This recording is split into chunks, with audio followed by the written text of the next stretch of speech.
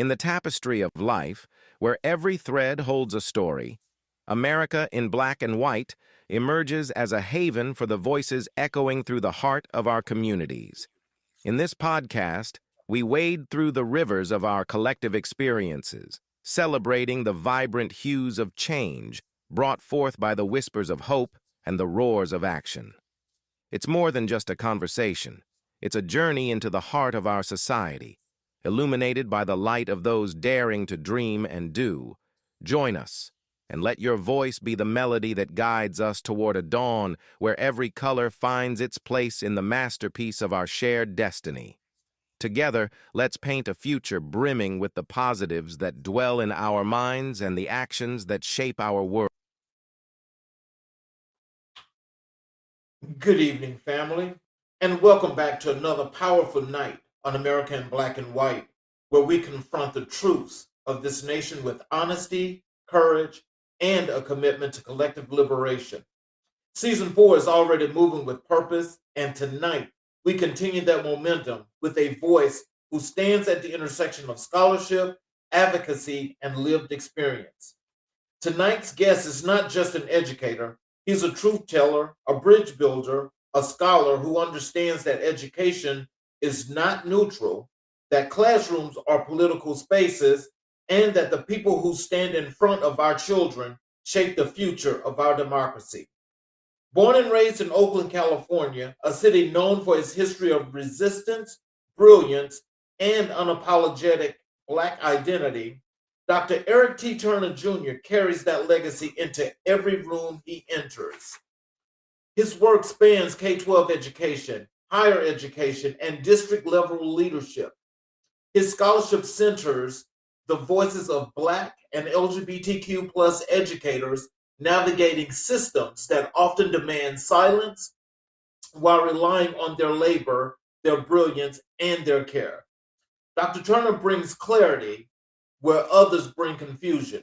He brings nuance where others bring noise. And he brings honesty where others bring hesitation. Tonight, we explore his journey, his scholarship, his advocacy, and his vision for an America that finally lives up to its promise. Family, share this stream. Bring someone into the room because tonight we're learning from a man who understands the stakes and refuses to look away. Ladies and gentlemen, Dr. Eric Turner, please. Hello, Dr. Turner. Hello, how's it going? Oh, just great. What about yourself? I'm doing just fine. I must admit, I was listening to your kind words, and I'm like, who are you talking about? You can't possibly be talking about me. That is you, and you are he. Well, I Well, thank you in advance. is there anything you'd like to say to our audience before we jump into the show? No, everyone who I pretty much told about it knows how I operate. So just get ready for me to do what I do best, which is talk about me. I hear you. So let's actually start, as a matter of fact, with your life story and your roots. Growing up in Oakland, what early experiences shaped your understanding of community, identity, and justice? Because I grew up in Oakland, all of those words were embedded in me from a very, very early age. I can 100% attest my family with that, just because they were very staunch on how we do not operate in a vacuum. We do not operate amongst people who are not there for us. I can name on so many, just on so many hands, the my birth family by birth, but also my extended family that has always, been in my corner, has always established that sense of community with me. And when I think about how that relates to justice, I mean, you already hit the nail on the head. When I didn't really understand the privilege of being a child of Oakland until I want to say maybe middle school, where I actually just started understanding the history of the city that I'm from. We can claim the Black Panthers. We can claim the fact that we literally had a education system that was trying to do away with Ebonics, and so because of that history, it flows through me, and I carry it with me everywhere that I go. So, who were the people in your childhood who first recognized your voice and encouraged your leadership? Huh. Um, when I think of people who recognize my voice, before I could even recognize it for myself, I think of two people or three people actually. Number one, my mother. I know she's most likely watching, but my mother was always that kind, literal and figurative prayerful voice in the back of my mind when I really thought I could not do something. And even to this day, I just kind of think of what my mother could and would say to kind of push me forward in order to do some of the things I think I can't do. But then I think on a very it's funny because I kind of think of them as like the angel and then the devil on my shoulder, but devil is using it very strongly. The devil being my grandmother, because my mother's a very soft spoken woman. My grandmother is not. You know exactly where she stands. You know exactly what she's thinking, and she's going to say it to you with no holds barred. But she very much instilled in me that ability to walk into a room knowing who I am and not being ashamed of who I am. And then on top, and then the third person is I'm kind of upset I didn't think to call her before the show, but I don't give her as many shout outs as I should. But my second grade teacher, her name is Mrs. Yvonne Temple. She taught Maxwell Park Elementary School, Oakland, California. Is no longer that name, but the building still stands. But I remember being in her first and second grade classes, and she was literally my first teacher who did not let me get away with nonsense. Like when it was very clear that I was not trying my best, she would make me do things over and over and over again. Um, and even something as simple as my handwriting. I never forget that she knew that I loved writing and I loved the art of writing. So my handwriting was very neat at a very early age.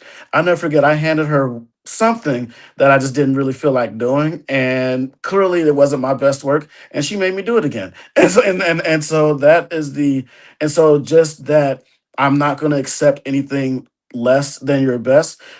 I learned that at a very early age. Mm. So, having women that strong in your corner, behind you, and pushing you forward, what are the things that you think about most when it just comes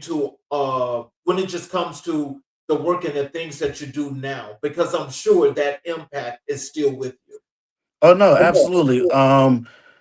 Again, if I am doing something, and I know I'm kind of like doing it halfway, that I'm not putting my best foot forward, I feel guilty afterwards. Like I look back and say, you know what? I did not give that my all. I did not give that my full go. I'm actually going to do this again. I'm gonna do it over because not that I want it to be perfect. I want it to just be 100% my best effort. And so even now, I just carry that forward because of the fact that I had those influences within me who not only expected me to do my best, but also supported me when I thought that I couldn't. Like I said, just going back to I won't tell my age, but I am way past second grade, and literally to this day, I can count on how many times prayers from everyone back home that literally push me when I don't feel like pushing myself. So, how did Oakland's political and cultural history influence your worldview? Hmm. Wow. It didn't influence my worldview until I left Oakland and then realized how wonderful of a place it is, how unique of a place it is, especially at the in when I think about the age that I did leave Oakland. So I left Oakland fresh out of high school. I moved to the East Coast to go to college, HU, the real Howard University, the only HU that is. I'm putting that out there on purpose. But anyway, when I think about just how I really felt like a fish out of water living in the East Coast. So I was like, nah, I like the culture. I like the swag that comes out of being from Oakland, and part of that swag is the political landscape and just the fact that I can just name so many people where in Oakland there's not a lot of things that slide. If you're from Oakland, you are very much unapologetic about speaking out against certain things. And I think the first time I really experienced that was um, I like to think that I'm just in the right places at the right time. When I moved to the East Coast, when I moved to DC, was at the cusp of President Obama's first election. And I just remember that there were so many nasty things being said about him because I went to a couple of town halls. And I remember I was just sitting there like, I wonder what's happening in Oakland. What's the town halls that's going on? What's the rhetoric that's going on, back home? But I definitely just think that the approach that comes from being from the Bay Area, specifically Oakland, is that it's very much um not to sound cliche, but very much power to the people. There's just not a lot that we are going to let slide. There's not a lot that we're not going to stand up against. There's not a lot that we're not going to stand on business about. And so even when I think about why I am the way I am now, why it is that I speak out against certain things, I know for certain is because I got that Oakland blood running fully within my veins. What moments from your K-12 experience still guide your work today? From my K-12 experience, definitely not having my first black male teacher until I got to high school. He is one of my mentors. I don't know if he's watching now, but I still calling him every now and again. Shout out to Mr. Tony Green, Bishop O'Dowd High School. But yeah, he was the first black male teacher I had. All of my other teachers were women. Um, I'm glad to say that most of them actually were black women. So that's not something that everybody can say. But he was literally the first model that I had of what being a teacher that is about his business, and a teacher that's very serious about what he is sharing with his students. That was my very, very first example. And so whenever I even when I am teaching, I kind of think of how would Mr. Green say this? How would he present this? What kind of background information would he, um, express to students to really get them to understand why we're talking about this or why we're learning about this, why it's important to our history, our culture, and so on and so forth. But yeah, no, definitely having him as a model has carried me throughout my entire education career as an educator. Okay. When did you first realize that education will become your life's work? I ran from it. I'm not going to lie to you. I have been involved some way, shape, or form in terms of educating other people since I believe, fifth, maybe sixth grade. But then when I went to college, I had this grand, glamorous dream of being an architect. Um, and once I enrolled and once I got to Howard, I was an architect major and literally found out that I didn't like it. I liked the artistic piece, but I did not like measurements. And so you probably wouldn't want to go to a building that I designed because it would fall apart. And so I quickly learned that there was something else that I needed to do. And even the funny thing about that is even when I was an architect major, where I was thinking of like different volunteer things to do. The very first thing I signed up for was to be a mentor on Saturday mornings for it was a group called America's Promise. And it was a like I said, it was a mentor group, and so we had tutoring. We had pretty much sent. It was a kind of a partnership with some local schools in the DC area. So we would like take them on trips to museums and whatnot. And my mentee, let's see, I think he was in the third grade at the time. And so that was my first, glimpse that I that I'm just not. I like little people, and so education was just it just kept pulling me.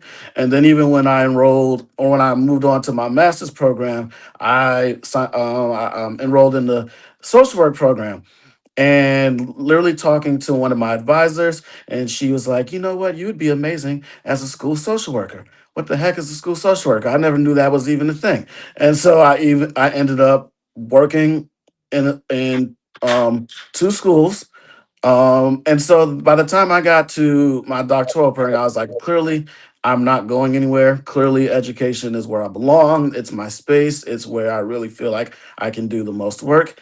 And here I am, rocking and rolling. Not going. I don't plan to leave the realm of education anytime soon. Yeah, it was just a call. It was literally a calling. I kept running from it, but it kept finding me. Wow. So, I mean, so after all these years of education and from the time you started up to now, are there any things, are there some things that you look back at that you feel like you left behind that you need to make up for? Or did you bring everything with you from that time up to now and you're just rolling with it? Very much the latter. When I think of my trajectory in terms of like all the places I've decided to go, all the things I've decided to do, I fully believe that I have not made any missteps.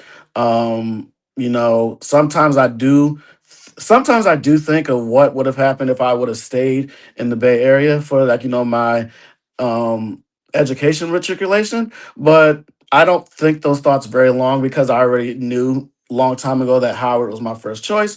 And so when I got in, it was like, okay, I don't really care about other acceptance letters. That's where I'm going. And so then thinking about how I ended up here in Philly, I had a couple of options after wanting to leave DC. Moving back to California was one of those options, but nope, I moved here to Philly. Went to Temple, and I don't regret any of it. I just believe that there was a plan, that there is a plan in everything that I am doing, have done, and will do. So I don't look back and regret any of what I've done. Great. How did your family respond to your academic and professional ambitions? My family has always been supportive of pretty much everything that I do. Like when I wanted to be an architect major, my mother understood why. My dad's youngest brother, unfortunately, was shot and killed when I was 2, and he was an architect, and so I had the opportunity of looking at some of his work, and so I was greatly influenced, and that's why I thought I really wanted to be an architect. But my mother knew that, and so she was heavy on board. She still to this day is upset that I haven't designed her a house. Maybe I can return to that. I don't know, but no, my family has always been super supportive. When I told them that I was literally going to go through and do all of my schooling at once. Like I literally went from bachelor's to master's to the doctorate, and nobody told me, "Are you sure you don't want to take a break?" Everyone looked out and made sure that I wasn't losing my mind, but nobody told me that I was crazy, that I was wrong for doing it. Like everybody was has been in my corner. I know the only thing I've gotten grief about is that everyone expected me to have moved back to Oakland a lot sooner. Um, if it happens, it'll happen when it's supposed to. But other than that, my family has been so supportive of everything I've ever done. Oh wow. So then with that being said, it sounds like with you just getting into this realm and you making that decision, those three strong women were behind you the whole time and they say, "Hey, go do it." Oh yeah, my second grade teacher, she used to call, well, she still calls me every year on my birthday. And so when I told her that I was going to Howard, she jumped for joy. She was like, Oakland's gonna miss you, but I get on that plane, you gotta go. And it's funny because one of the one of the two people that I first told that I got accepted was Mr. Green. And so he pretty much looked at me and was making sure I didn't have any regrets, any doubts, because I can it's one of those things where you can look at a certain person where they're like, I'm not asking you if you're going. Like you have an amazing opportunity. So I don't really care what you're thinking about, what you're talking about. You're getting on that plane, you're going to Howard. And so yeah, they were the loudest voices in the room. And then of course my grandmother and my mother took me to DC. So it was everybody was on board with the vision. Oh, wow. What personal challenges have shaped your resilience and clarity as a leader? Wow. Um, Personal challenges. Whew. Actually, the challenges that are coming to mind are challenges that I have shared before, so I'm really not, nervous or apprehensive about sharing them again.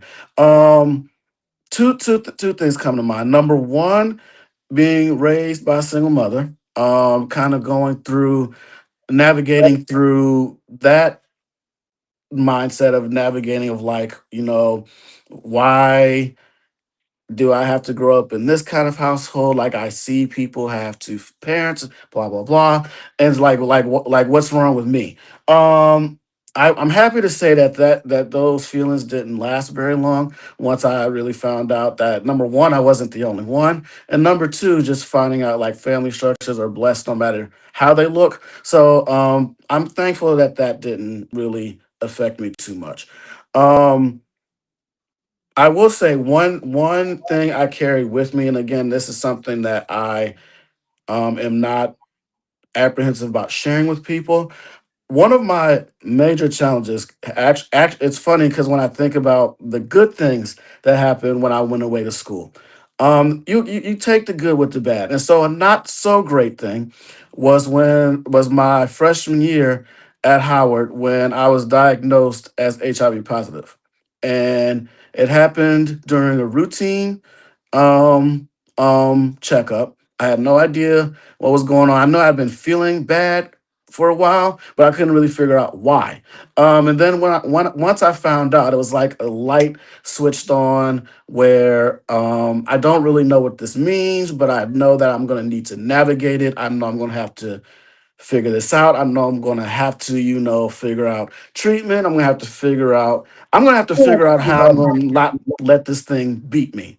And so that was 2009. And so here we are, 2026. Wow, the numbers is crazy. And so here we are going on 17 years later, where it's like I quickly tapped and I don't want to make it seem like I haven't had those days where I really doubted myself, where I really didn't want to be here, like navigating this condition. I will say for like maybe the past I want to say maybe the past decade or so, all those feelings have pretty much gone away. It's like I'm not going to let this thing beat me. The same resilience that told me that I could move halfway across the country by myself is the same resilience that's telling me that I can deal with this condition and do all the things that I said I'm going to do, all the things that I want to do, and so on and so forth. Well, I got to tell you this, Dr. Turner. I mean, I have no doubt that regardless, that you've got the resilience to beat anything. And I want to tell you that I have to give thanks to you should give a shout out to your mother because as you talk about being in a single parent home, a lot of people in our communities have had that situation. But just think about the resilience and the strength of your mother and your grandmother and how they have passed that on to you. And just look at where you are now and the things that you're doing and the difference that you're making. That's the thing that makes more sense and shines more of a light than anything you could ever imagine. So you got a strong mother, and I think she deserves a lot of credit. And everyone who knows me knows that I don't play when it comes to my mother. And so, like I said, I'm almost positive she's watching right now, and I guarantee you that if she is watching, she's in full blown tears. But you're absolutely right. Like, just be that resilience comes from watching resilient people. I've watched my mother be tired as all outdoors, but still making things happen for the household. I've watched my grandmother, who's already took care of her child, step in tired as she as who knows what, making sure that her grandsons need and want for nothing. I've literally watched other members of the family step up and rally around, where it's like, we with us as kids, we didn't feel like we were missing anything. Like after we get through, the initial shock of like figuring things out, we sit and think about it and say, we didn't want for nothing. We were good. We were always clothed. We were always fed. We were always loved, because of that very resilience that you're talking about. And so, yeah, it's a both a blessing and a curse, because the curse with it is because I'm so resilient to a lot of things. I don't accept a lot of nonsense, and so it's I'm very. I don't want to say I'm quick to cut people off, but I'm quick to cut people off if I feel like there's like some kind of nonsense brewing. Okay, you know what? I got things to do, and so I'm just gonna go over here. Right. Well, look, there's a couple of chats here. I'm just going to put these on the screen, and they're basically just shout outs and comments. This one is from who yet? It's from Christian. It says, "Hey Charles, oh my God, I didn't know it was you." This is hey Christian, how are you? I'm glad that you're watching the show, and hopefully we can have you on one day. Christian's an art. He's an artist. Oh, that's my big brother, so I know exactly who that is. And of course, there he goes. He says, wait, there's the other one here. Um, Congrats, little bro. So I'm assuming he's talking to you. Yeah, he's talking to me. So, our next question here is: how has your identity as a black man shaped your journey through academia and leadership spaces? Ooh, wow. Um, and again, when you think about the things you don't really notice until you notice them, being a black man in an educational space, more often than not, I'm the only one. Um, and so when I think back on my trajectory as an educator, when I first started teaching full time, my very first teaching job was at a Catholic school in North Philly. I Mhm. was the only black male on the middle school floor. Um, and so just kind of navigating, just feeling like I'm on my own little island, and I have to make things happen not only a little bit more expediently, but also with a lot more care than other teachers. That became very apparent very, very fast. And then also thinking about that, like when I'm talking about being like the only one, when I transitioned over to, because I first started teaching out in middle school. And so when I actually transitioned to the K-2 side, teaching little babies. I was one of only two black men that were actually teachers. Like, and getting, and the thing about being a black male in education is you often get pigeonholed into being a dean. You either you get pigeonholed into being a disciplinarian. That's where they like to place us. And to stand out and say, no, I don't want to do that. I actually want to be in the classroom instructing and teaching, can be a very lonely thing. Especially if it's not many of us to lean on. And so even when I think about it, when I transitioned to the school district, I was the only black male on that team. And so I've talked about this before, where it's kind of um, it's kind of not it's not only tapped into the resilience that I've already long established, but it's kind of instilled like a lone wolf mentality. And so when you're the lone wolf, you got to make things happen. You got to make sure that your area is taken care of. You got to make sure your habitat is good, so on and so forth. And so it's a lot of pressure, but clearly it's nothing I have been unable to handle. Um, I am very happy to see that more and more the push to get more black males, like black male educators, like as teachers.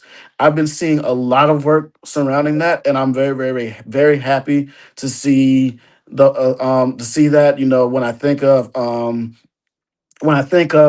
like I've done research on it, and when I was doing research, I think the numbers were somewhere around 1.8 to 2%. In the last 3 to 5 years, that has grown to about 3 to 5, which is not it's still not a lot in terms of percentage wise, but it's a monumental growth in terms of monumental in terms of how much it has grown, at least because of and I can think of organizations off the top of my head that are really like the really spearheading that.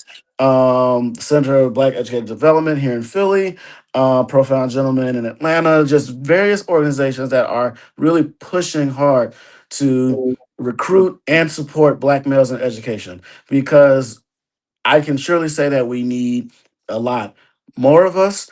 Of course, there's some nuances to that that I'll get into in a little bit, but definitely just in representation alone, I would love to see more and more Black males get into education. Dr. Turner, let me just do a follow up on that because you raise an interesting point. And I've got to tell you that I'm very proud and happy to know that I've had a share of an enormous amount of black male teachers that's been on the show.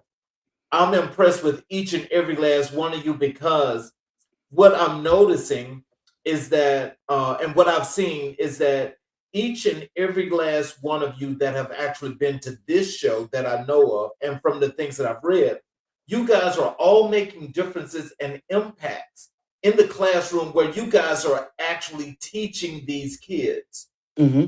I had an educator last night, and I'm going to have another one tomorrow. So I need you to tell me, what is it about when there are black male teachers in classrooms that there seems to be a much higher esteem and a learning rate for these students? Um, I think it's twofold. Number one, because and I can kind of put some a personal spin on it. I was very much the nerd in my family. Very and so when you see a black male in the classroom, being a nerd is not a slur anymore. It's a badge of honor, because it's like, if he can do this, if I can look at this man who looks like me, has a whole doctorate, and is willing to be here teaching me, I can do this too. And there's no shame in that. There's no shame in being willing to serve your communities through education. Like going backwards to talking about Mr. Green. When you think about, education being kind of a feminine thing, kind of this thing that really soft people do. So if you're a man who teaches, you're a very soft human being. Mr. Green is furthest from soft that I've ever seen in my life. Like he's a burly guy, track coach, and very much when he's coming down the hallway, it's him because you know his voice, because that's just how commanding he is of getting everyone's attention, even when he's not talking to you. So that was my example where it was just like, teaching as a black male is a badge of honor. It's probably, as much as people try to like kind of strip away its power and its narrative, it's probably the most masculine thing you could ever do. You are literally putting yourself in a room with other people's kids on purpose. What like what could possibly be wrong about that? What could be the negative regarding that? And so I think that's the first part.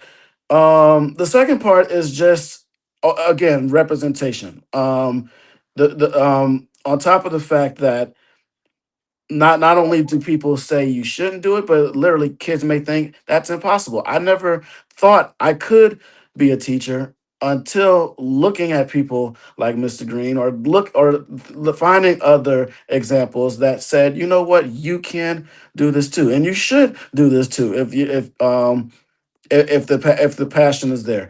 And another thing about it is that I've never came across a black male teacher that's not willing to say, I'm willing to talk to you about my journey. I'm willing to sit with you and kind of like guide you through it. And I think pretty much every black male educator I know has that mentality and has that willingness to be of a support, because we didn't always have that support. And so we're going, so that's just another way that we're going to pay it forward. What lessons from your upbringing do you carry into every classroom and lecture hall? Do not sell yourself short. Do not say that you can't do something without even trying. Um, and it's kind of, and I will say, and this third one is very tricky because I actually learned this from what not to do from watching certain family members. Please ask for help. In being resilient also comes stubbornness. I have been very guilty of at all the things that I've done, been very guilty of stressing myself out by simply not asking for help. And so when I even when I'm teaching on the college level now, that's probably the first thing that comes out of my mouth when on the very first day. Um, I'm explaining to my students, I don't care if the question is, where does this period go on this paper? Please ask for help. That is what I'm here for. I don't want you to feel like you have to do this on your own. I don't want you to be confused about anything. So, I carry that with me with every classroom that I enter into. Utilize me in the fullest capacity. You are not weak for needing help. That's why you're here in the first place. What does home mean to you now as you live and work in Philadelphia? Huh. Um. Hmm. I like loaded questions. Yeah.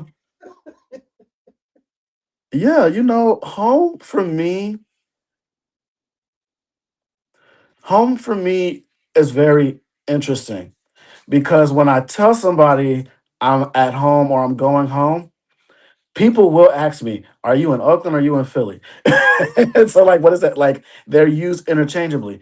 And the reason for that is because I've been so good and so blessed to be able to plant roots in multiple places that pretty much everywhere I go feels like home to me.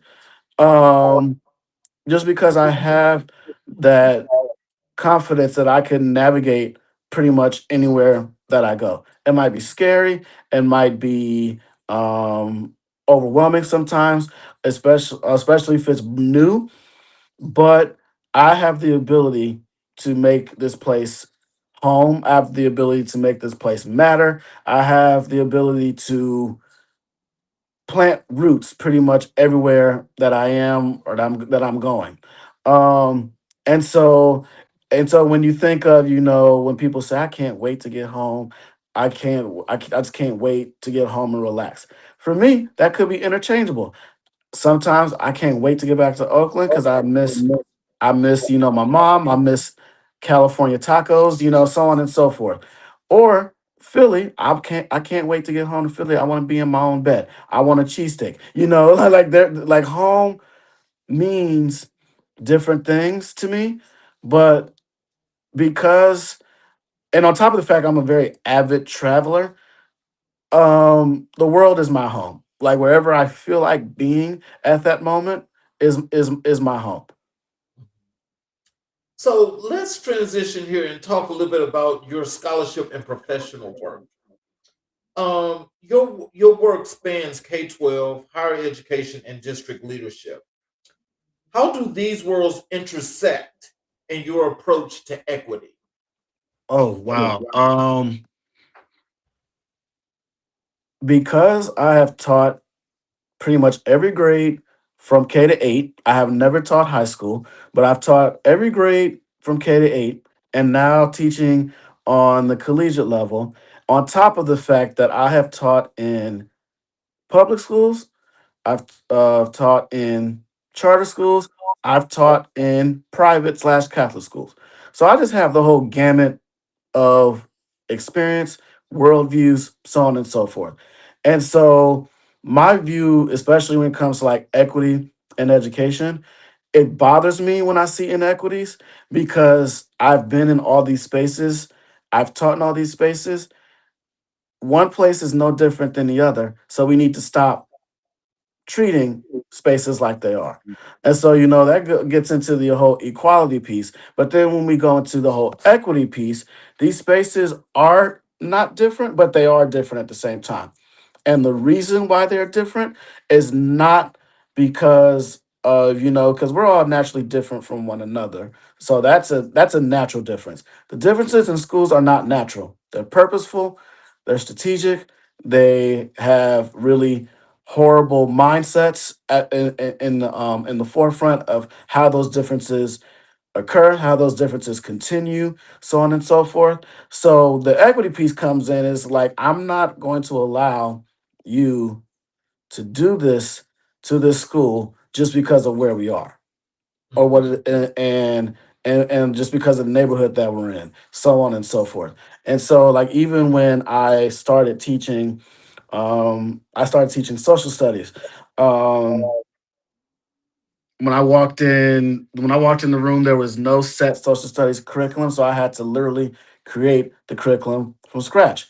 And I was very much um I was very much in tune and very much intentional about making sure that is every child that comes in my classroom is going to get the highest rate social studies education that they possibly can get from a teacher, or at least from me, because I took that very seriously. Why is this a premier Catholic school, but there's no set social studies curriculum? There's a problem. Like I don't understand that. And so yeah, so even teach and I'm thankful that I teach at Rowan University in New Jersey. And one thing I love about Rowan is that it's very much in tune. Well, first, it's a public university, number one. And so they're very much in tune of serving all students. And I didn't know it until I got there, but it was very intentional about how it teaches students with specialized services. Um, and so a good majority of my college students come in with different needs. I just got an email this morning. I have two students that have already registered with the I always forget what the name of the office is called, but basically they reach out to all the professors, letting them know, hey, they're going to need to sit in the front of the class. They're going to need to you take virtual notes, certain things like that. But and it's one of my students last semester came to me and was just like, so like you read my document, like what kind of services I need, right? I said, yeah, I know, very much aware of it. And this is a young black brother actually. Yeah, I know, I'm fully aware of it.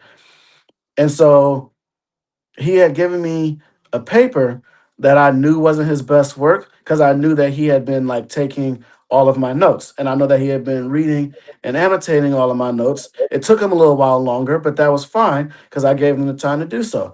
So I gave the paper back to him. I said, no, no, man, I'm not going to expect less of you just because of your situation.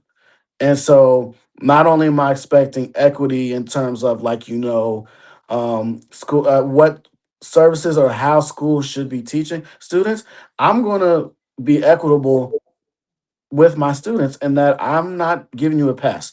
I'm going to stay on you. I'm going to ask you to do your best because regardless of what you have going on, you and I can work together and give me something better than this because this ain't working. Wow. So so then I take it what you're saying is like you demand only the best from your students. When you know they got that quality, you like to keep them to that standard or above. Absolutely. Mm, that's excellent. That's great leadership as well. Um, what drew you to an interdisciplinary approach to education and public life? Again, very much from seeing things from so many different angles showed me. I love the title of the show, but everything is not just black and white. There's a bunch of gray area. There's a bunch of middle ground. There's a bunch of colors that are all meshing together, putting together this picture. And so I have a hard time not being interdisciplinary when it comes to a lot of things. Um, and it can be something as simple like one of my dearest friends. I'm pretty sure he's watching. Um, sorry, they always tell me that I'm very much a middle grounder when it comes to a lot of things. And I do that on purpose. I'm like, it's very hard, depending on what it is we're talking about, it's very hard for me to lean one side or the other because I understand there are a lot of different reasons, a lot of different lot of different colors at play of what we're looking at right here. And so to ignore them is to continue whatever it is we're talking about, whether it's a problem, solution, what have you. It's only going to continue what we're talking about. It's only going to exacerbate what we're talking about. It's not going to solve what we're talking about if we only look at it from like us versus them or black and white. Um, and so when I think about, the work that I do in research, I was very interdisciplinary where I don't want to just do surveys and get a bunch of numbers. Numbers are great, numbers are wonderful, but I like talking to people. I like knowing the stories behind the numbers. But at the same time, if you're only focused on, stories and you're only focused on certain narratives and you ignore the numbers that kind of guide them, you could be leaving out a very important piece as well. So part of being interdisciplinary is just making sure I'm covering all the bases. I never want to be accused of leaving something undone, leaving something unsaid, leaving something not considered. I want to be able to and I will say I can admit this out loud. Part of it is my pride. I want to be able to have a discussion and well sir, what about this and that? I already talked about that.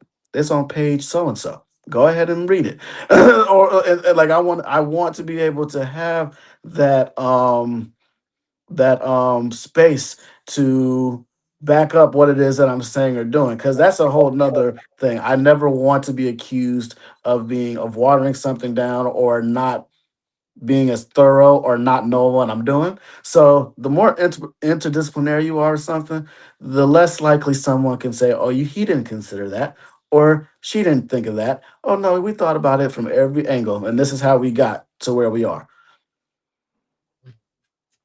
So, how do you define critical engagement in the context of schooling? Critical engagement. Wow. Making sure that you are engaging, or like just using the word, using the definition in itself, making sure that you are engaging critically with all levels. So I have been in spaces where there's teaching going on, but there's not a single consideration, not a single thought to the plight of what parents and families have going on. Um, so if we're going to be teaching people's kids, but we don't want to talk to families and parents, what are we doing? That makes zero sense. And so for me, um, it's critical just to engage with all levels. Whether so, if we're talking about a school, everyone should know what everyone is doing. I, as a teacher, should know what's going on in leadership and vice versa. Leadership should know what's going on with teachers and students and families. Um, because if something is just like I've been in spaces where things are left in the dark, things are being done in the dark, and all it leads to is chaos. And so one way to avoid that is just by again utilizing that critical engagement and being continuous about it. It's not a checklist where you're like, oh, I talked to them, I never have to speak to them again. That's not how it works. It has to be continuous, it has to be ongoing, it has to be purposeful. All of those things play into the critical piece. And then also just making sure that as long as like while you're um engaging with people, being like because I've also seen where people are very good at doing engagement, making sure that they cover the bases, but they are not very engaging people. And so that's also a very, very important piece. If people don't want to talk to you, everything that you're saying or doing is not going to be effective. And I've been in some places where leaders are not very nice. So why would I care about anything that you're doing? You are saying all the right things, but because you're not a very nice person, it's like going in one ear and out the other. Um, and so it's a lot of different parts in terms of what I believe makes engagement critical. But like everything else, once you start doing it or practicing it, it all becomes second nature to me. So tell us this. Um, how do people differentiate, what it is, or is there a difference between critical engagement and critical thinking? If so, what are they? A difference between critical engagement and critical thinking. Yes. Um, I don't think there's differences because I mean you have to think in terms of being engaging. And so I think critical thinking is part of engagement or critical engagement. Have you thought about what you're talking about? Have you even thought about what you're trying to implement? And unfortunately, with certain leaders, you can tell that they heard it from someone. Maybe they found it online. I don't know, what have you. But they didn't actually think about how this is going to impact people, or if they thought about it, they didn't care. Now that's a whole nother piece because some people will tell you, "Oh yeah, I thought about it, but I don't. But my thinking led me to not really care about the consequences." And I think that's just as harmful as not thinking at all. I think it's very harmful where someone thinks about something and then decides to do harm anyway. I think that's very I think that might be even more hurtful if I'm being totally honest. Um, but yes, but thinking is 100% part of the process. One of my dearest friends, she's actually downstairs as we speak. Trust the process. So if you don't have thinking as part of the process, throw it all away. So, what are the biggest misconceptions people have about equity work in education? The biggest misconceptions is that my favorite. The biggest misconception is that we are trying to make the world too woke. Hmm. I hear that. I hear that all the Elaborate. time especially because of my research. So you have a black outwardly gay male who is doing research about middle schoolers being supported, middle school LGBTQ students being supported. You got a bunch of red flags come my way. It's to the point that even when I was doing my dissertation, I had to switch over to interviewing adults because when you see children and LGBTQ, ding ding ding, red flags. Everything is going off. Everything is Like, what is he doing? What is he going to talk to these kids about? What is he trying to put in these kids' heads? Blah blah blah. That all that nonsense. And so the biggest misconception is that we are too woke, that we are trying to change people or change, or especially children. If we're thinking about the research I do regarding students, changing students into things that are not, that we are negatively influencing them. It all has to do with the very historical narrative of that.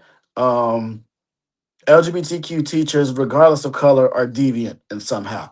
And so pushing equity work, you have to be deviant. You cannot be altruistic. You cannot be a quote unquote normal person. You must be trying to harm our kids in some way. Um, you must be trying to set up a camp where all these kids are going to turn gay. And like these are the things that people have said or continue to say. Yes. Um, and I hate to say it out loud. I take it very seriously, but I laugh at the same time, because it's like I know it's nonsense. You know it's nonsense, but you just want to talk. Um, but that's at the same time when I'm done laughing, I take it very very seriously, because I know there are kids who need this work. I know there are students who need this work, and I know that there are adults that need to be awakened, that need to take their blinders off and recognize the world that we live in. I'm sorry, I'm not sorry to say it. Gay kids have been existing since the beginning of time. We are not going anywhere, and I say we because one thing I did not touch on was that I pretty much knew about myself when I was in fourth grade, fourth maybe fifth grade. And so, and like even think about it to this day, you can't tell me that I was too young to know what I was thinking. It's very funny when people say that because kids are not too young for like let's say if, like I have nieces, you know, they're only two, so I mean they're turning two, so I'm not gonna age them. But if they have a crush on a little boy, nobody's gonna bat an eye. Oh, that's so cute. That's so adorable.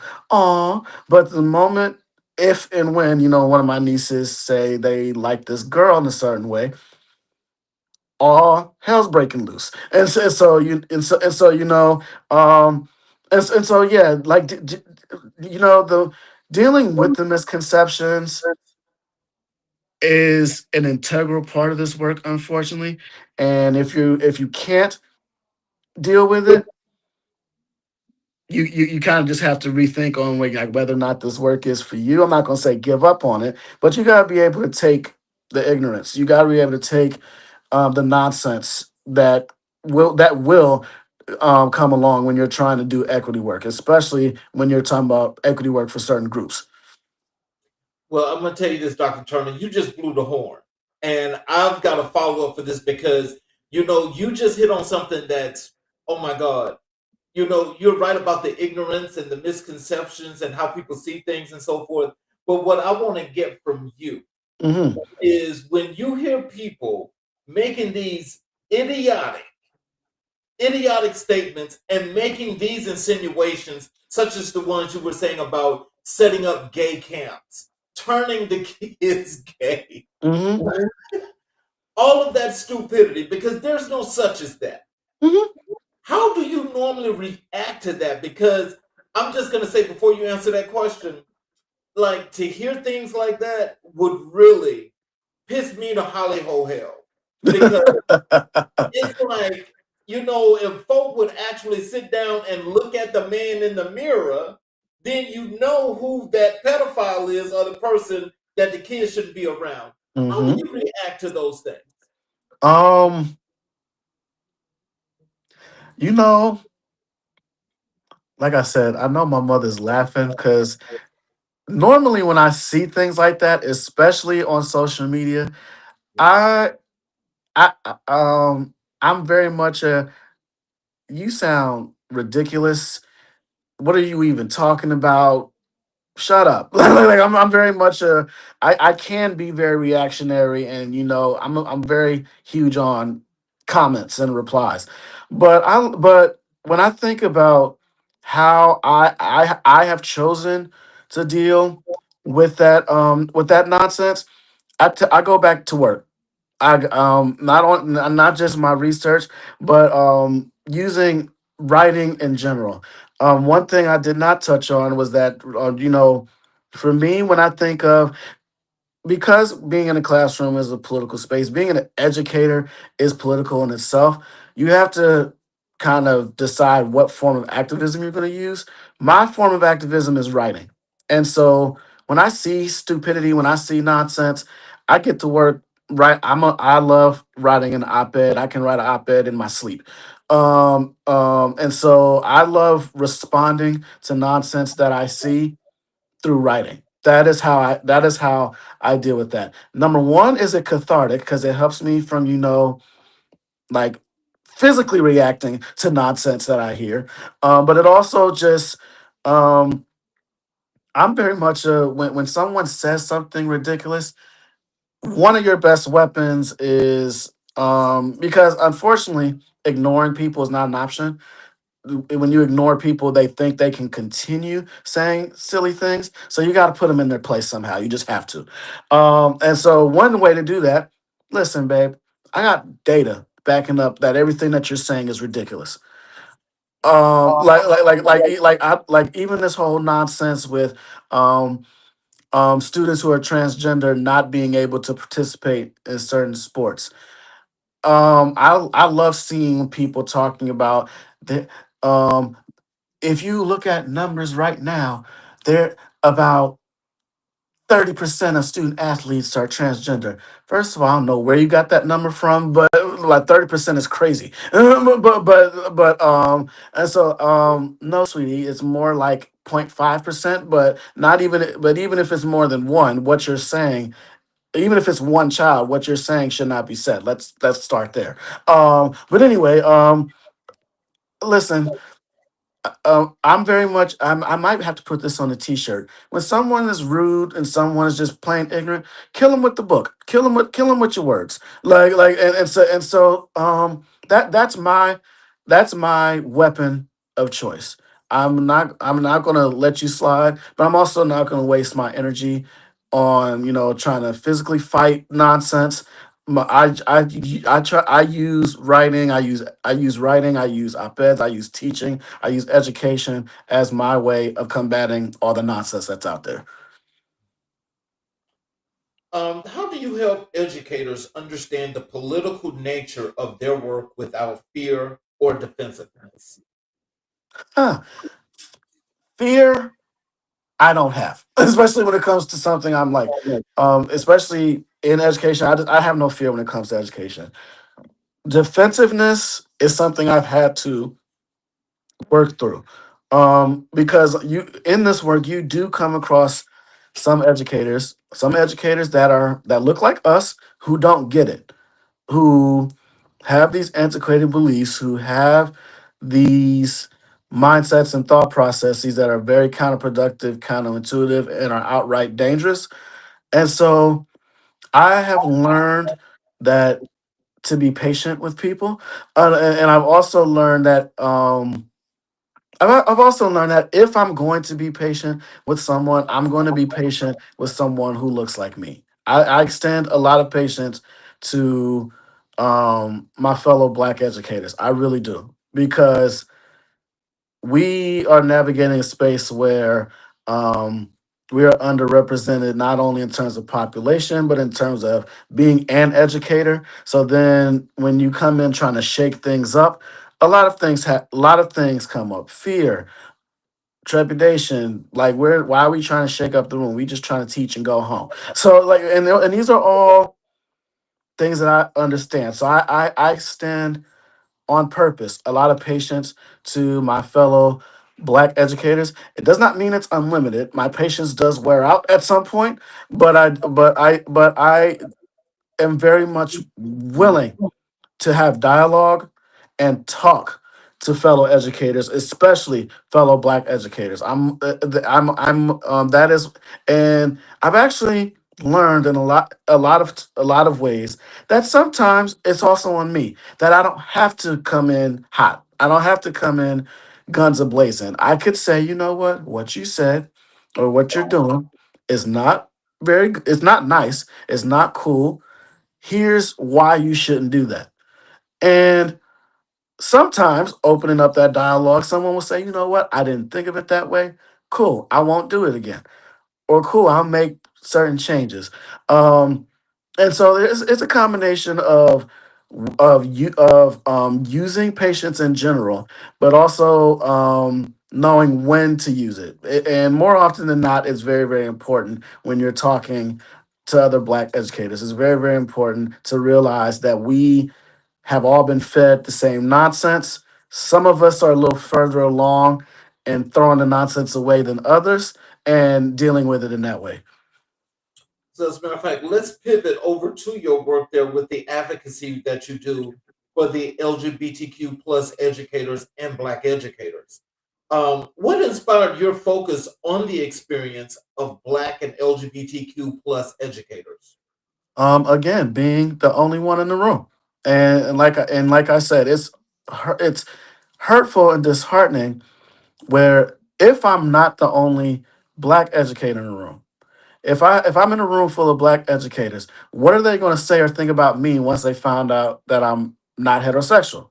What are they going to think about me being in a classroom full of kids, especially kindergartners? What are they going to say about me? What are they going to think about me? Like all these are things that I've kind of dealt with. Um, and so that was one of the like just again being the lone wolf. Being a lone wolf could really open your eyes to like, I need to say something about this. I need to bring light to the fact. Like, have you ever noticed that there's not a lot of us in your school? Right, How do you think that makes us feel? right, Like, what message could you be sending? And very much, and to be very clear, it may not be intentional. Because I do, it's funny because, I love that job applications have, the diversity questions where they ask you certain questions about your race or they ask you certain questions about what gender you are. Not on, and I pretty much see those questions on all applications. Most applications do not include, are you LGBTQIA plus? I've actually seen a few applications that do, and when I see it, I'm taken aback. I'm like, whoa, I wasn't ready for this question to be on the application. But I like that it's here. But I'm also curious to know on how many leaders actually look at that. How many leaders actually say, you know what, we have an issue with representation of this group. How am I going to be strategic and purposeful about filling those gaps? And a lot of people have an issue with that because I've actually talked to a few fellow Black gay teachers, and they'll say, "I know they brought me in for a quota. I'm not trying to be anybody's quota designation." As much as I understand that, I also I also say or reply, well, if not you, then who? If not, like, could we think of this another way? You are opening a door for other people to come through. You may be the only, you may be the first. What are you willing to do something that you're not the last? And I know that's a lot of responsibility. Um, because people tell you, well, that's not my responsibility. I'm not in school leadership. I'm not in HR. You are absolutely correct. But at the same time, listen, me and Black means we're doing things that are not our responsibility. I hate to say it out loud, but that's just the way it is. We are doing things that are not our responsibility, that we should not be doing, that we should not be caring about. But that's not reality. And it's okay to take breaks, but you got to do things that you did not sign up to do. And that's just the reality of it. So let me ask you this because that's a very interesting insight, and I love the way you worded that. But tell me this, like, you being a Black man, then you being a part of the LGBTQ community. And as you say, you're in class and you're teaching kids. Um, do you find that when they say as a black man, but then as a black gay man, that all the strikes that are against you makes your road so difficult that a lot of times you don't get the deserved look or the breaks Hmm. that you deserve? Or is it always safe to just not say and just be heterosexual?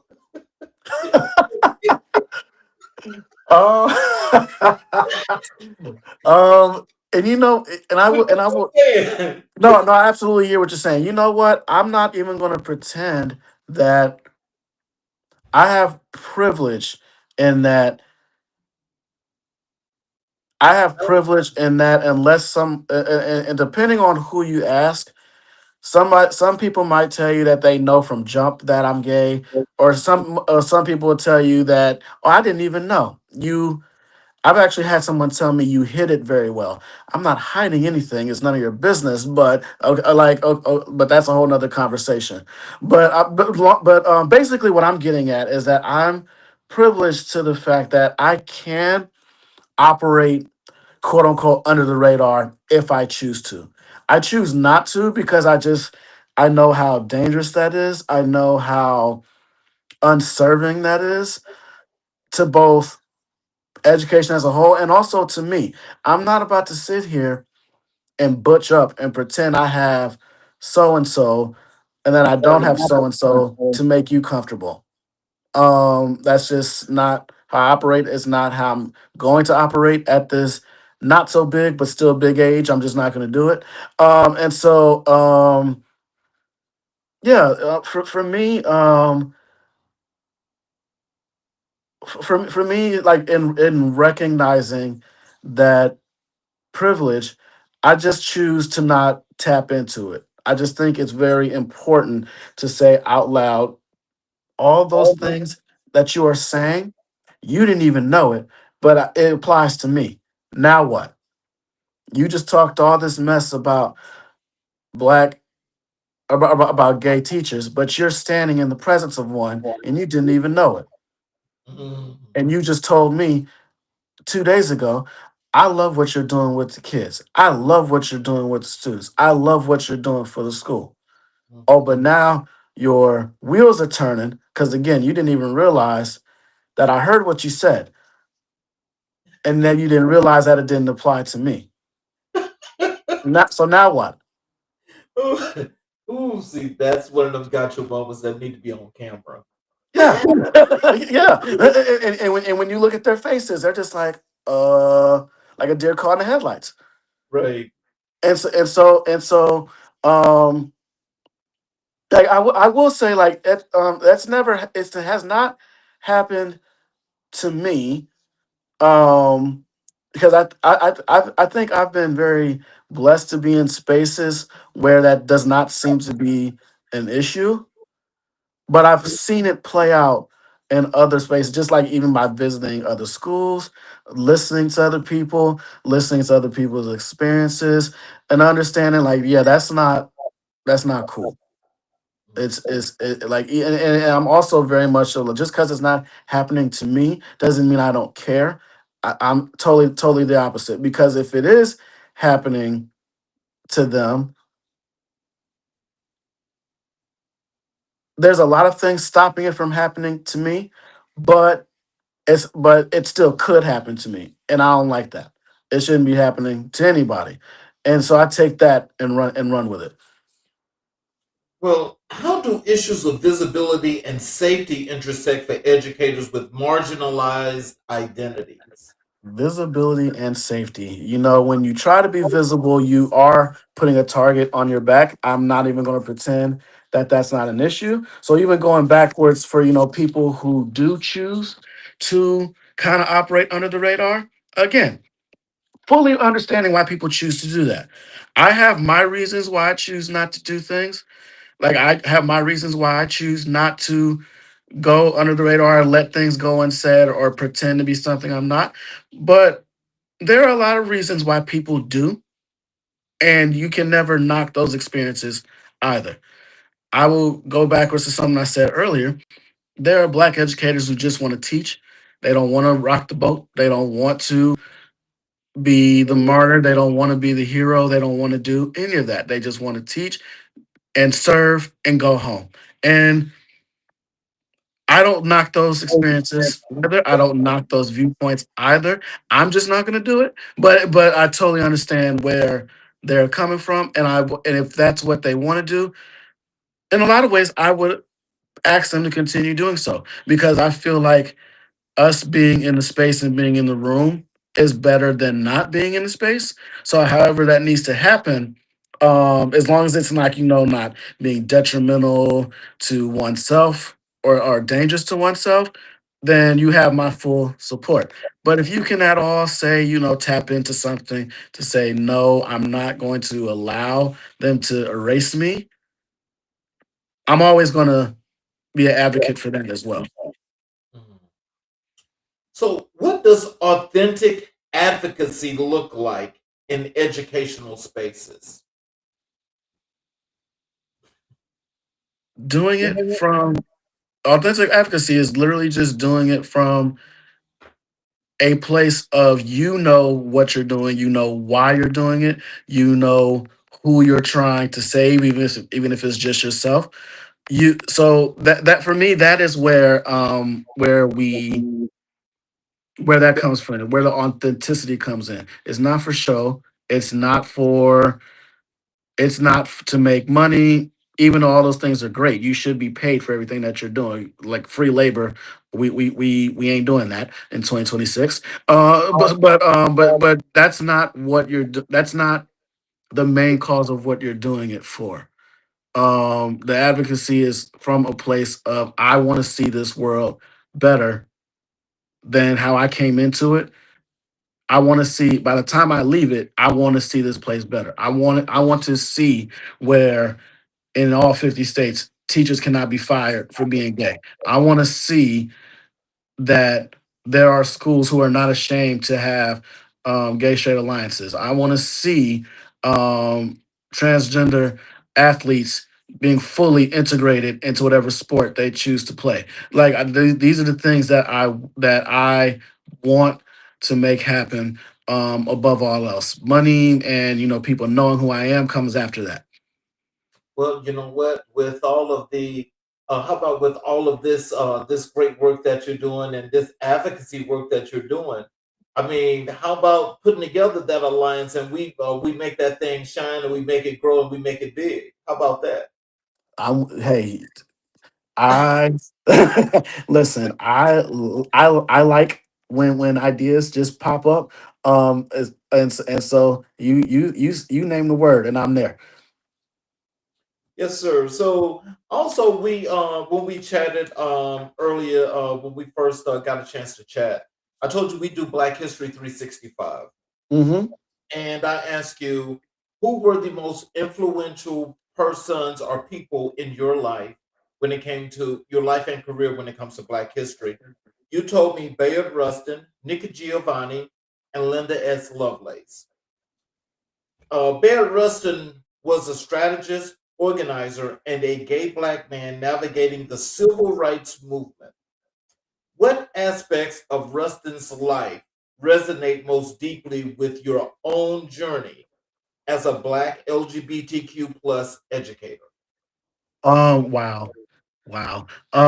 One thing about Bear Rustin is that he was unapologetically himself in a time where it was illegal to be.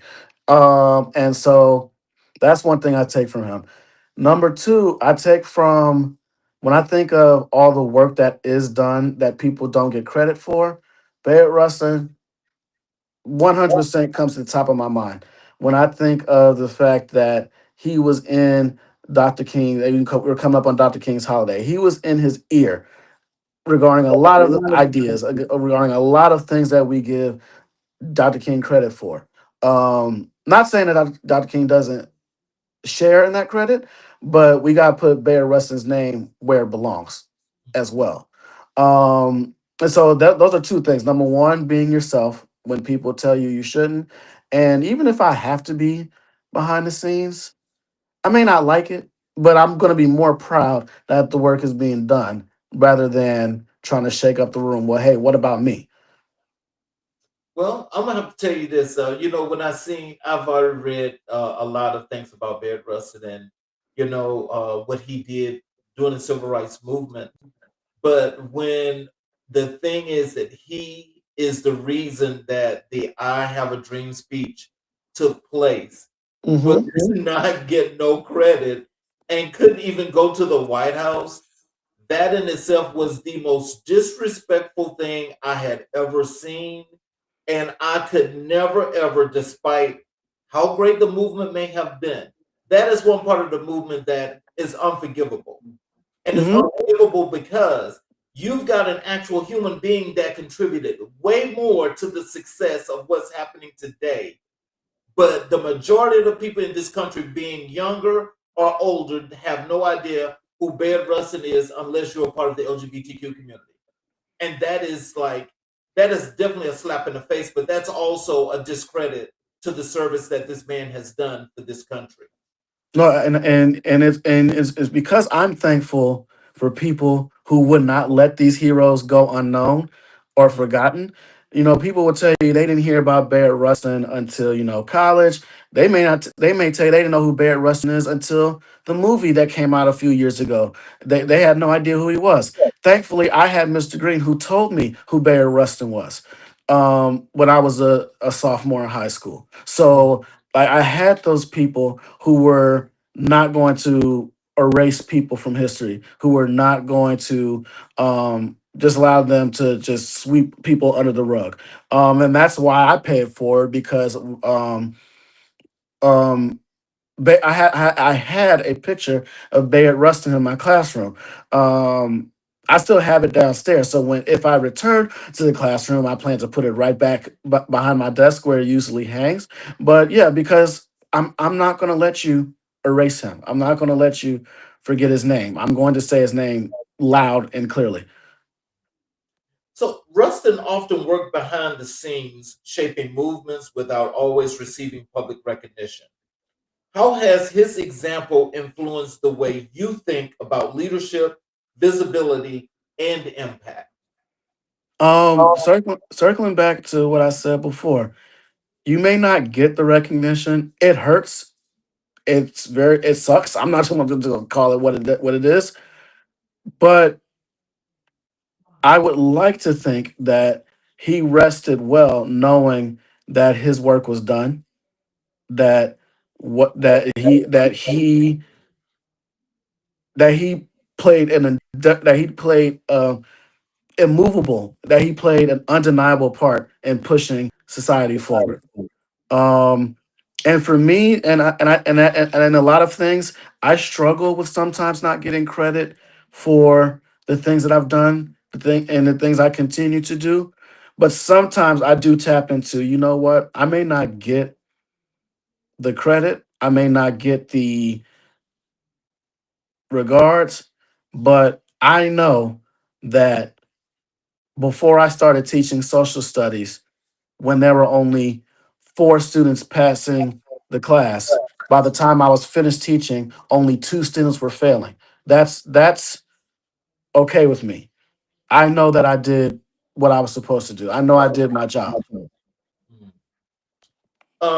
Nika Giovanni's poetry is bold, unapologetic, and rooted in Black love and resistance. How has her voice shaped your understanding of storytelling, truth telling, and the power of language? Whew. Um, when I think about when I first read a poem by Nikki Giovanni, it's funny that I read her work and Toni Morrison's work for the first time in the same year. Mhm. Um, and so I loved Toni Morrison because I definitely, picked up the dialect. I knew she was writing to black people, for black people, so on and so forth. And then when one of my friends gave me a collection of Nikki Giovanni's poems, I had no idea who she was. And so then I went ahead and looked her up. Oh, not only is she a badass writer, she's one of my people. And so I was so grateful that I got to meet her before she passed away. I met her while I was a student at Howard. Dr. Tony Medina's. I was in his creative writing class, so I was able to meet her during like a student symposium. I can't remember the exact name of it, I just remember just being in awe because she's a very short lady, but I just remember just being in awe of her spirit, being in awe of how unapologetic she was about being black, about being lesbian, about the type of writing she did, about who she was writing to, who she was writing for. Like I just remember being so enthralled with her, and I'm still enthralled with her to this day. Because when I think about my writing and like, are people going to get this? Are people going to know what it is that I'm talking about? I hope they do, but sometimes I don't care. And I tap into Nikki Giovanni a lot when it comes to that. I'm not writing for people who aren't meant to get it. If you refuse to be ignorant, that's on you. But I know what I'm talking about, and I know what I'm doing. And so that's what I also had a quote from her in my classroom as well. Um, yeah, RIP to Nikki G. So Giovanni often writes about the emotional interior lives of Black people. How has her work influenced the way you approach care, empathy, and humanity in your scholarship and teaching? Hmm. Care, empathy, and humanity. Um, all the work that I do is because I care. If I didn't care, I wouldn't be doing any of this. Um, and so, like when I think of the whole empathy piece, I know that my life could have been totally different if I didn't have people who supported me when I quote unquote came out. My life would be totally different if I didn't have people who supported me when I received my diagnosis. I would have had a totally different trajectory if my family somehow got on my case because I changed my major 3 and 4 times before I decided on education. Like, um, like care and empathy is so integral to this work, and it's so integral to teaching, so much to the point that you can tell who doesn't care or who doesn't have empathy. um and I will say teaching is one of those professions where we'll get somebody out in a heartbeat. Like there's no we'll give you 2 and 3 chances. There's no collect 200, pass go, like, and then try to circle the board again. No, like education is very much are you about the life of caring about people? Are you about the life of caring about children, or are you not? Um, especially in I mean, there are some places that could be better at it than others, but overall, education as a profession itself has all of those things. And so when you think about just adding blackness on top of it, I'm going to care and be empathetic to every situation. Um, but when it comes to my black babies, I'm going to be even more. I'll never forget. I'll never forget one of my first teaching jobs. I literally watched a fight happen in my classroom. Um, and the reason why I watched the fight happening, because it was between 2 boys, I watched the fight happen because I watched one boy tell the other boy numerous times, leave me alone. And I even said to the other student, if you like, I moved them across the room, I did the whole thing. So when they happen to find themselves right next to each other, I am from, the culture and empathetic mindset that if you keep playing with me and you keep poking the bear is gonna bite. So I'm not gonna punish this student for being the bear because I watched him try the other way multiple times. And so, having empathy and care, how we handle our students is very, very important. How we discipline our students is very important. Um, I mean, of course, we're not letting them get away with nonsense. Like that's not what we're saying, and that's a whole thing about misconceptions. Where if you let them get away with one thing, you must let them get away with everything. That's not what I said. That's what you wanted to hear. Moving on, but yeah, no, definitely. I go into every space knowing that there are certain things that I'm going to have to do to keep that care and empathy, and also the equity piece there. Like I'm as much as I highly anticipate, or I highly expect greatness out of everyone, Mhm. I'm also going to be very patient on how that occurs. So, Linda S. Lovelace is known for her groundbreaking work in Black feminist thought and educational leadership. What parts of her scholarship or activism have most shaped your approach to equity and advocacy? So for people who are watching, if you have no idea who that is, that's because that's my grandmother. Um, I love the fact that I'm an adult and I still call her Nana, but that's my Nana. Um, I Okay, I'm not gonna get emotional. Nope, not gonna do it. Just thinking about everything she's had to endure, and I will not put her business out because she will never forgive me if I do. But she's endured a lot, a lot, a lot, a lot. She too was a black single mother. She raised my mother by herself. Um, and so her being the first one in our family to get a master's degree has always been like bewildering to me. Um, and she's also one of those people, like I said earlier, you know where she stands, you know what she's thinking, what she's saying. And because of that, is because she is very unapologetic. Like she did the work. She did not have anything given to her. Everything that she's earned, everything that she's done and accomplished, she's worked for it. And so I carry that, everywhere that I go. Um, like every opportunity that she's has because she pretty much opened the door for herself and then did not waste the opportunity that she was given, so on and so forth. And also when we talk about, not getting that credit, she's someone who has been shamed for a lot of things, who has been dismissed unfairly, but still dust her shoulders off, knowing that what she did was her best and that she had a great impact. Um, and so just thinking about, her, like when I think about her scholarship like that, I will say I don't think I ever said it out loud. This is actually my first time ever saying this out loud. Um, I remember thinking in high school, oh, if my nana got a master's, I can get a doctorate. I can go above and beyond.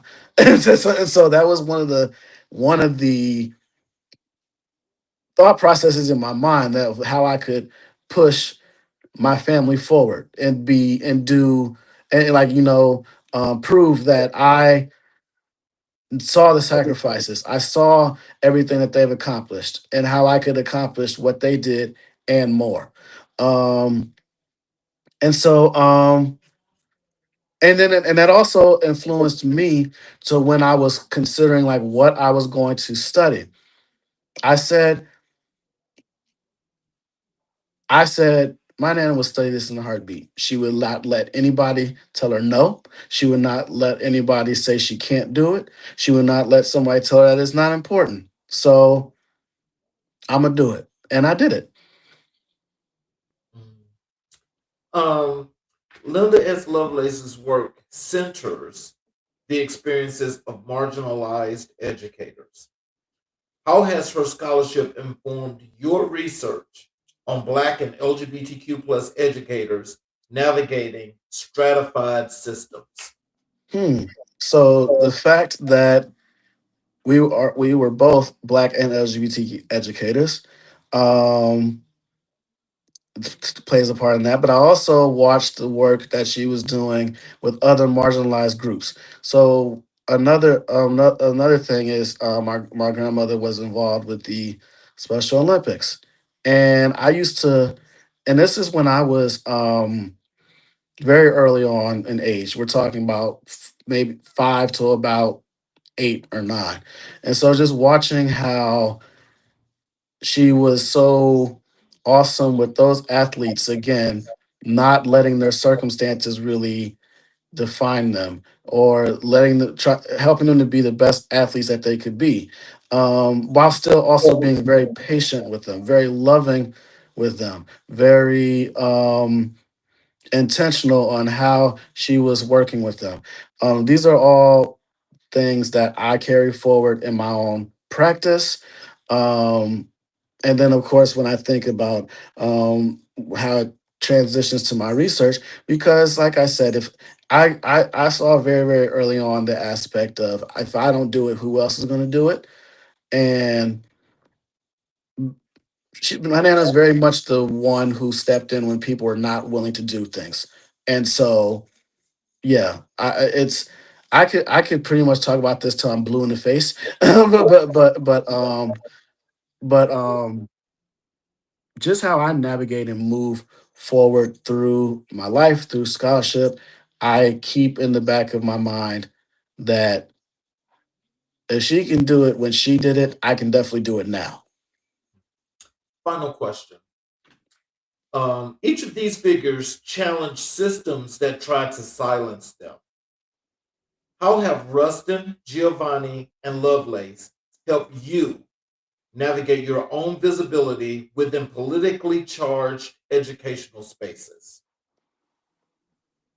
You're not going to shut me up. They all represent what I consider a triangulation of, you're not going to shut me up. You're going to get me unapologetically.